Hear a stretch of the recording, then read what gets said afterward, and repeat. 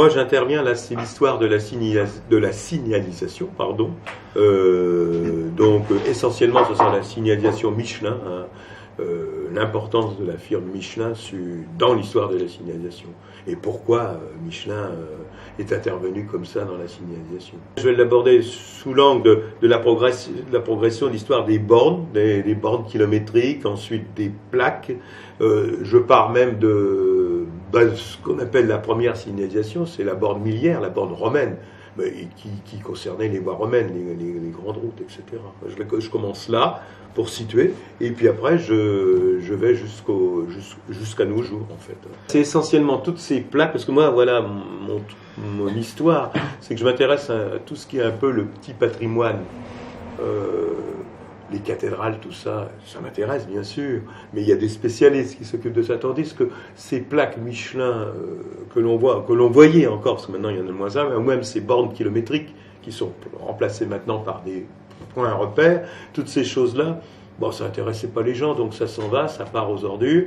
Donc moi, tout ça, ça m'intéresse, et ça part de là, c'est à partir de ça que j'ai donc conçu ma présentation. Pourquoi Michelin s'est occupé de la signalisation? Michelin vendait des pneus, il avait des cartes routières, donc il fallait qu'il y ait plus possible de voitures qui circulent, donc il ne fallait pas que les gens se paument, il fallait donc, par conséquent, leur signaler les routes. Alors il y a les collectionneurs, hein, vous savez, il y a des gens qui collectionnent, les gens collectionnent tout, hein, donc effectivement, il y a aujourd'hui des plaques Michelin qui sont très recherchées, mais par les collectionneurs. Hein.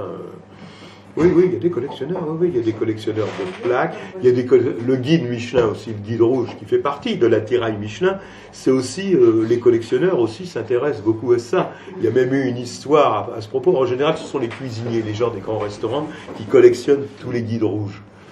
Et le premier guide est paru en 1900. Et donc, tout le monde se remet sur ce premier guide, donc ça montait aux enchères. Simplement, le problème, c'est que depuis, il y a eu des copies de ce guide. Donc, les gens ont cru acheter des originaux. En fait, ils avaient qu'une pâle copie du premier guide Michelin de 1900. Oui, tout ça, ça se collectionne. Sous l'angle régional, l'angle patrimonial, vous voyez. Et oui, j'ai tout répertorié. Je photographiais, si vous voulez. Alors maintenant, ce qui m'embête un peu plus, c'est qu'on a plus tendance à prendre les autoroutes, et la signalisation originale, c'est terminé, hein, c'est des grandes pancartes bleues. Mais par contre, si vous avez dans ce qu'on appelle les délaissés de route, par exemple dans la Nationale 7, elle n'existe plus, mais lorsque vous traversez les agglomérations, vous trouvez encore des trucs que moi je recherche, les pubs peintes sur les murs, hein, les anciennes publicités, et puis aussi des panneaux Michelin, des plaques Michelin. Vous avez par exemple ici, sur la Nationale 20, la Croix-Briquet, qui se trouve après Chevilly, la Artenay. Si vous rentrez dans la Croix-Briquet, vous avez encore des plaques Michelin, des panneaux Michelin. Seulement, il faut rentrer dans la Croix-Briquet.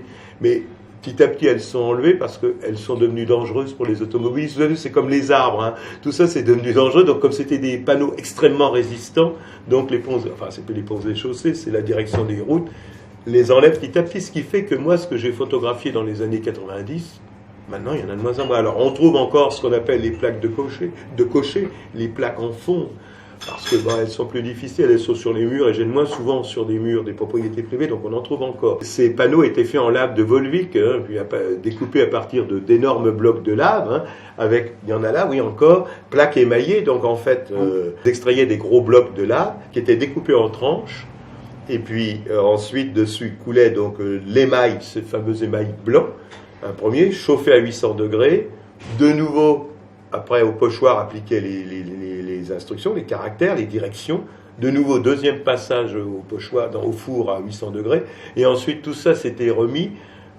enchâssé dans du béton. Alors, oui, c'était costaud, effectivement, enchâssé dans du béton, ça ne bougeait pas, et c'était installé par Michelin lui-même.